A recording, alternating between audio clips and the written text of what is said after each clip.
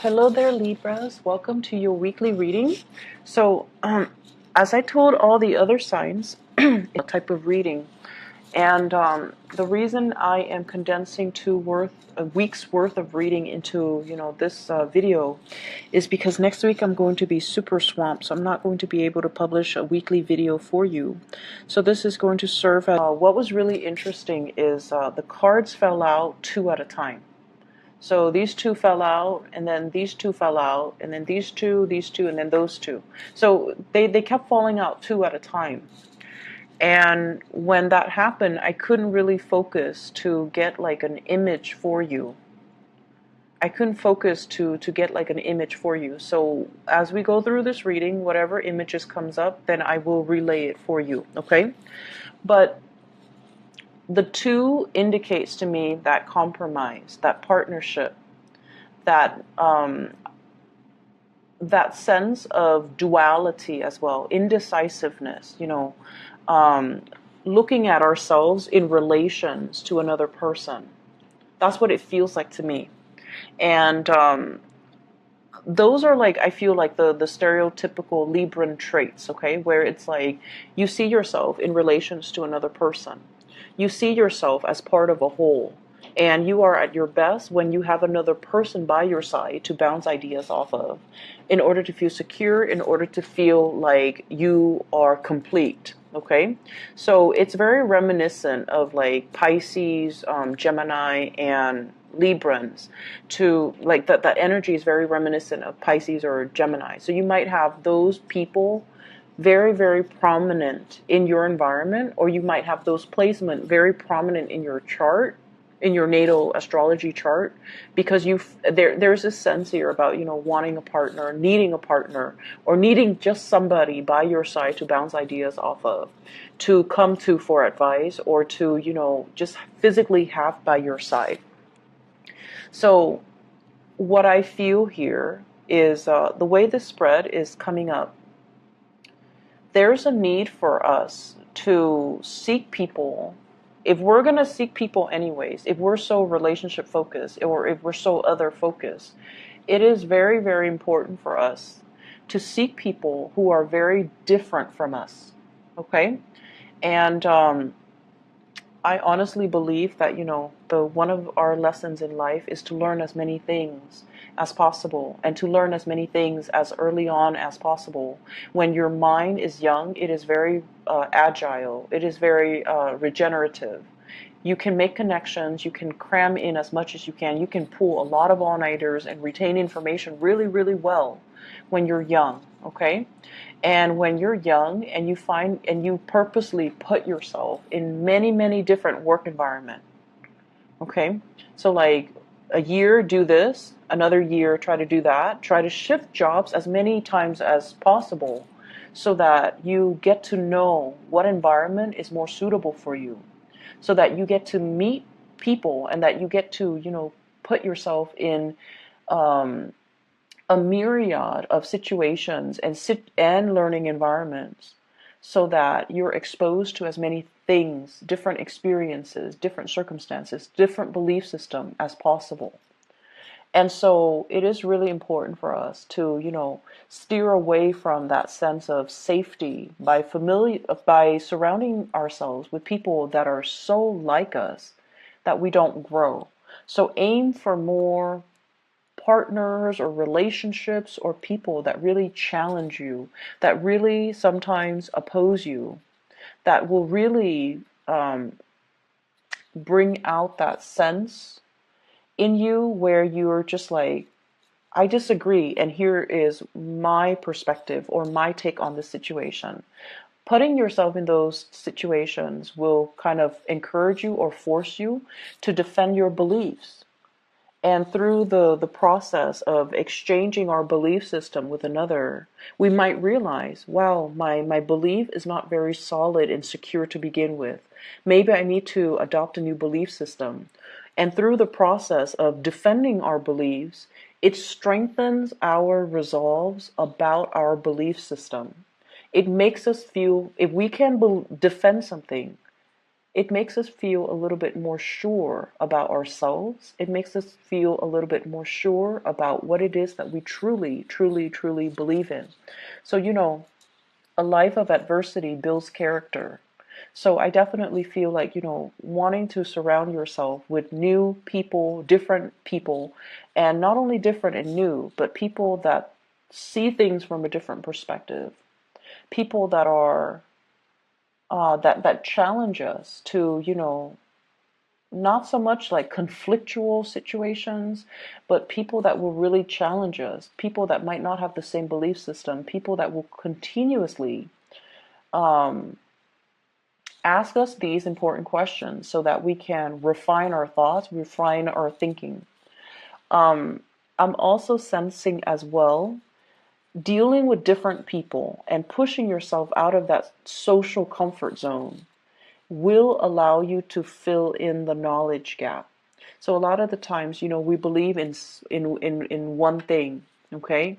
And we will cherry pick the examples that we use, or the information that's available out there to corroborate that one thing that we believe in. It's cherry picking.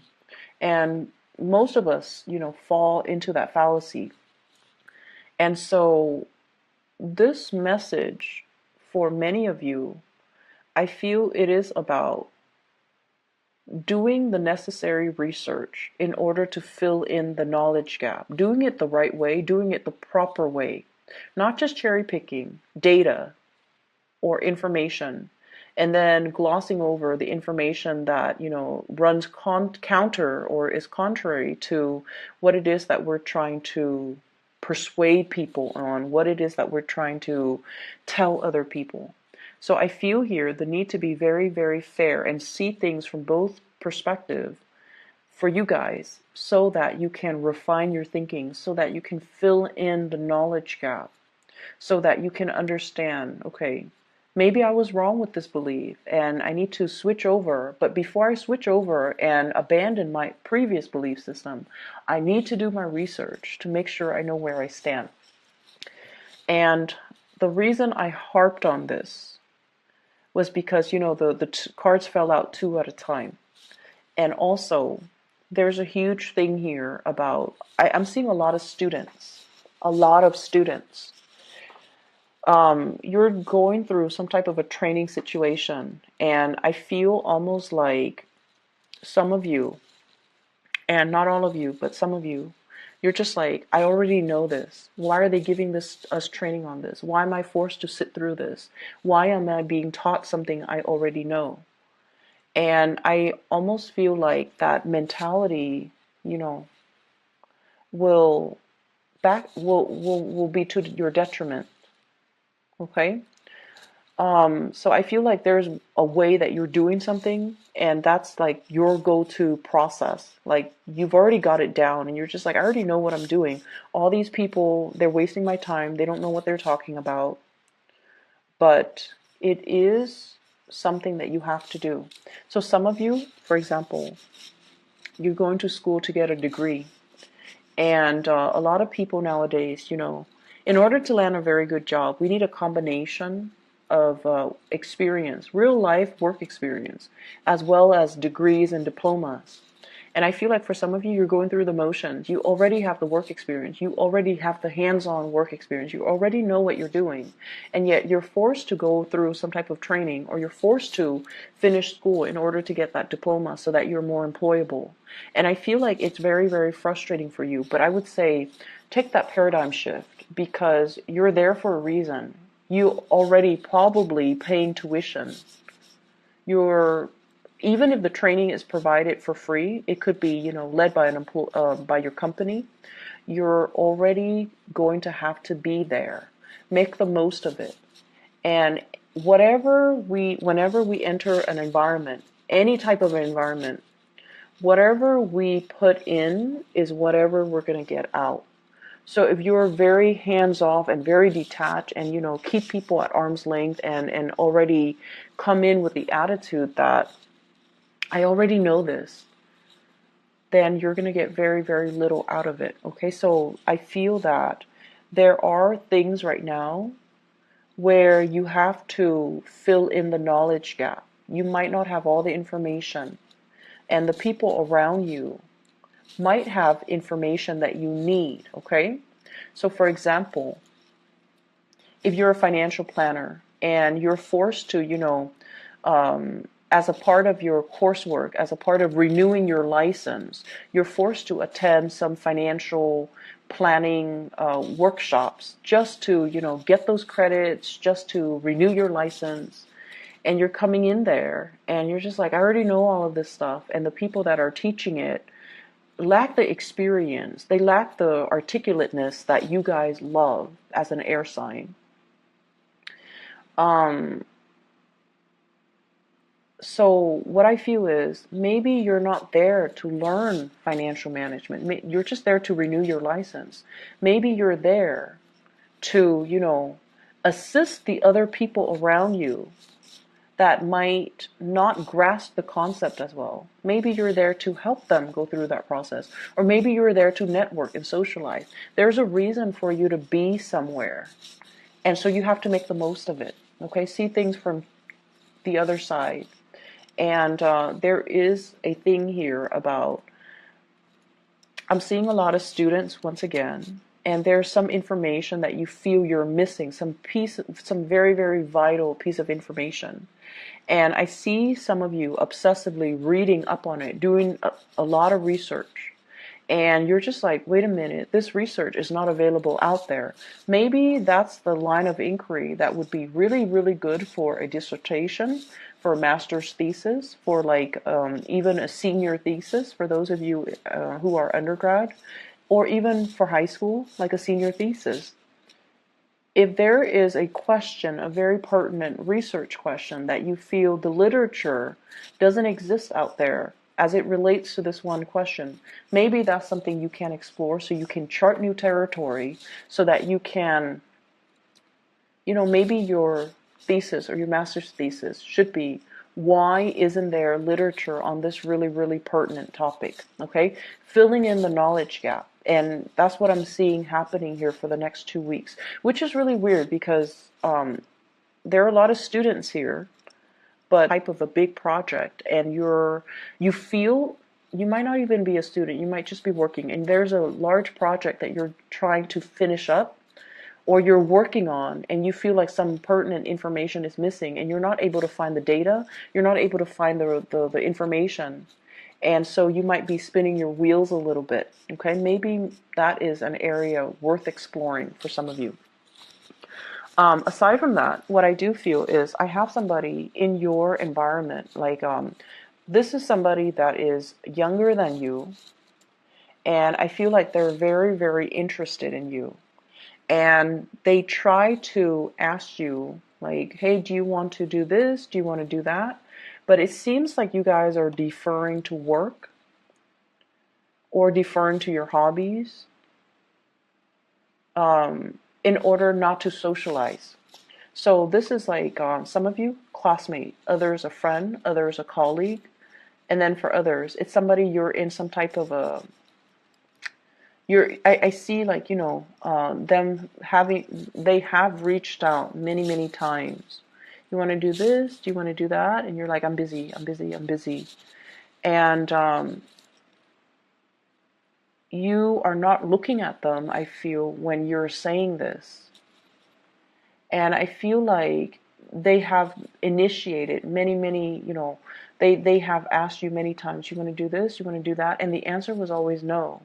And I see somebody who's just like, I can't embarrass myself anymore. I can't just keep doing this because they keep rejecting me. And I almost feel like if this person told you, hey, I really like you, you want to get coffee with me, your answer would be different. However, the way that they come in, it's very nonchalant, it's very unemotional. And that's because, they feel a little bit jilted by you, and they feel almost like you're so absorbed in your work, or, there are so many other things that you're working on, so that you're not really prioritizing them. So somebody in your life is feeling a little bit neglected, and they've asked you to do things so many times that they've given up on trying. They've given up on trying. They've asked you to do things so many times, they've given up on trying. And as I say that, I had to repeat that because I feel like for some of you, it's a crush asking you, let's get coffee, let's go see a movie, let's, play something, let's play sports, let's go for a walk. And your answer has always been no.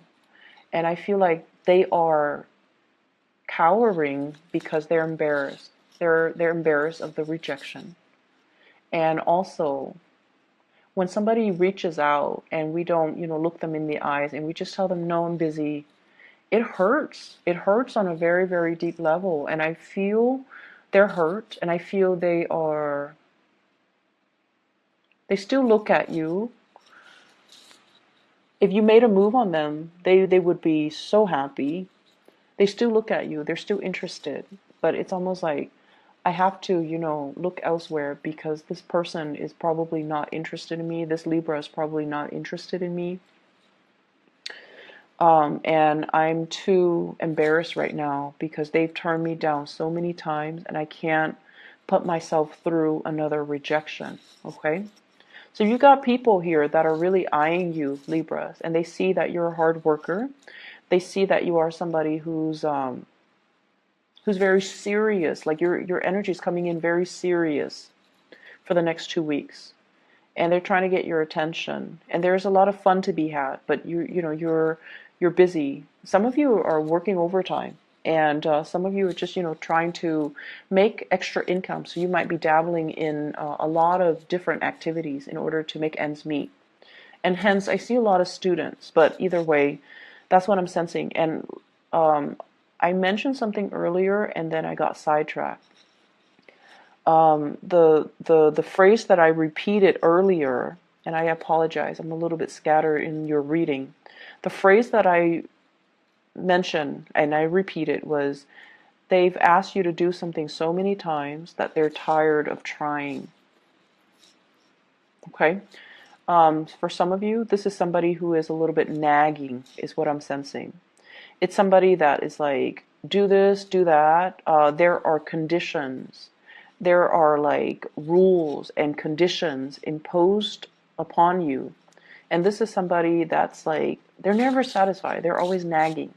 I see a really big nagging energy. And I feel like they could be somebody who is a little bit manipulative. They're a little bit manipulative. They know how to get you to do things by distorting the story, okay? Can you get me that? My stomach hurts and I can't walk all the way over there just to fetch it myself. Can you get it for me, please? Like that. Playing on your weakness, playing on your kindness, or they're manipulative. I have the High Priestess in the reverse and the Magician in the reverse. When these cards are in the reverse, it's manipulation. Using something to our advantage, but not for a very good reason. Not for a good cause, okay? So you want to be a little bit careful. I feel for some of you, this could be family members, unfortunately. I feel like it could be family members, somebody who's trying to get you to do something by distorting the truth, or they're telling you like, they're telling you, oh, can you take my dog to the vet? Because I'm sick. I'm in bed and I'm sick. I can't take my dog to the vet. Can you help me? And then you find out that, you took their dog to the vet and you said your goodbyes, and you find out that, so let's say it was Saturday. Saturday, they went to the movies. So I feel that you know who this is and you need to distance yourself. There might be some information coming to light about this person and their deceptive behavior, where they are opportunistic. They're trying to tell you to do something and they're distorting the truth in order to get you to do things. And then I'm also seeing as well, you want to be careful when it comes to measurements, and you want to be careful when it comes to not spilling things. If you're cooking, if you're serving things, if you are mixing things, blending things, be very, very careful. So I feel like somebody is also, and Librans are typically very, very organized and very neat. But I feel like you might be dealing with someone who's a little bit on the sloppy end, and you're trying to, you know,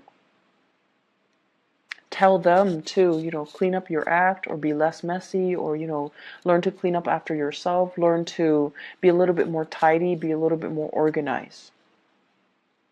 And I'm also feeling as well, some of you, there might have been a past person, somebody has left the picture, and you are burying yourself in work in order to forget, in order to distract yourself. You're also happy, I feel, with work, but you're burying yourself in work in order not to think about this person, in order to keep busy, in order not to go home and look around and be reminded of this person. So I feel like it's definitely, a love relationship, okay? And then for many of you, you're a little bit of a workaholic for the next 2 weeks, and there's nothing wrong with that, because you're trying to get ahead in your career, because you're trying to publish data and information, because you might be trying to make deadlines.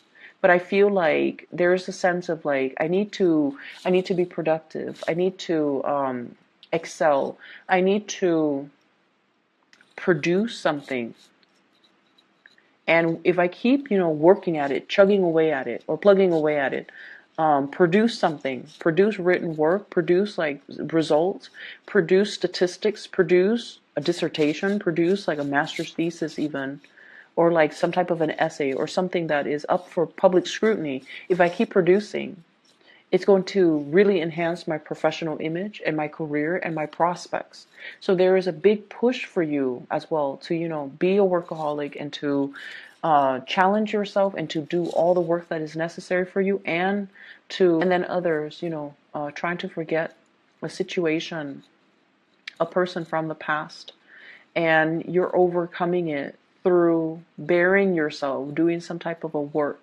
I see like shutting yourself in your office, shutting yourself in your home, trying to get things done, okay, to get things done so you're not distracted, so you're not, so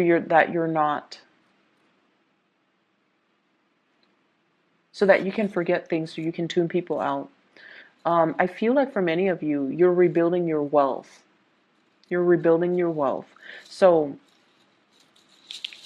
I feel almost like some people growing up with parents or in households, grandparents, or with parents who are extremely wealthy.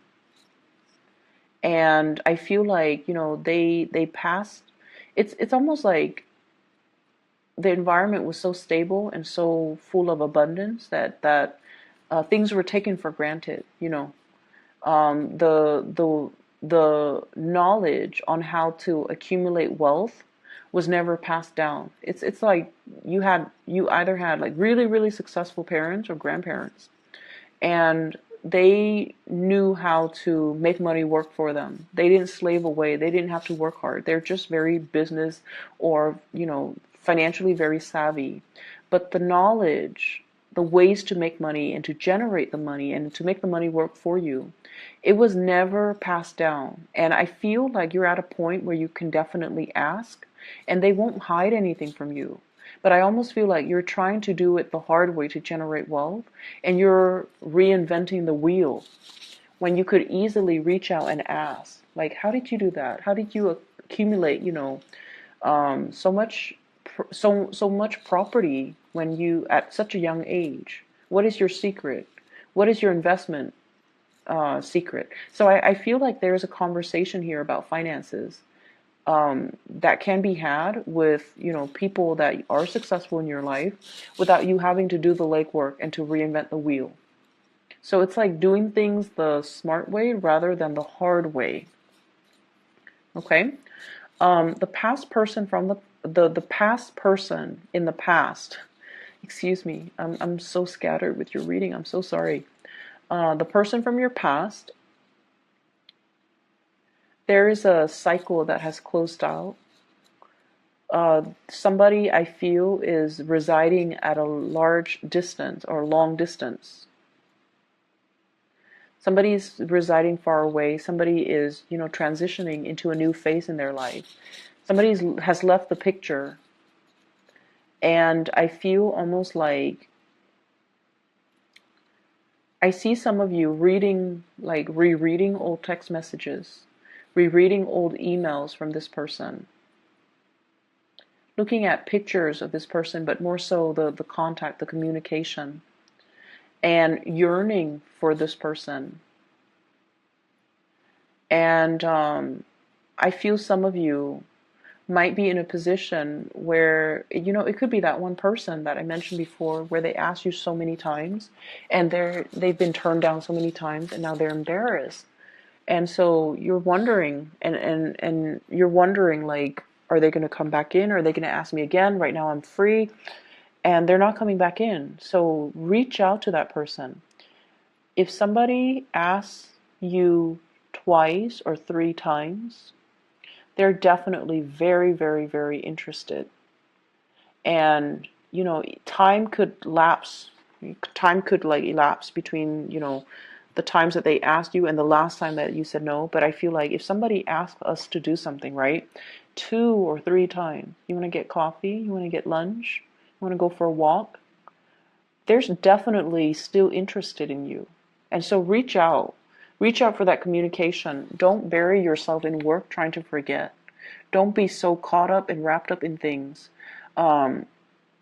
where you might be ignoring, you know, offers and people that are actually really, really good for you. Okay, people who are sincere with their feelings, people who want to take care of you, and people who have your best interests at heart. Okay, so step away from a situation if you find yourself with like a creative block or like a mental block where you are not able to proceed with like some type of a writing project, or you're not able to solve a specific problem.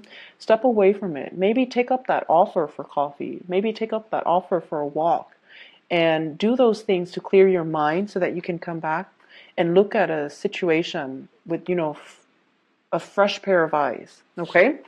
So I hope the reading is helpful for you guys, Libras. It is a pleasure to connect with you guys. Do the very, very best. Take care.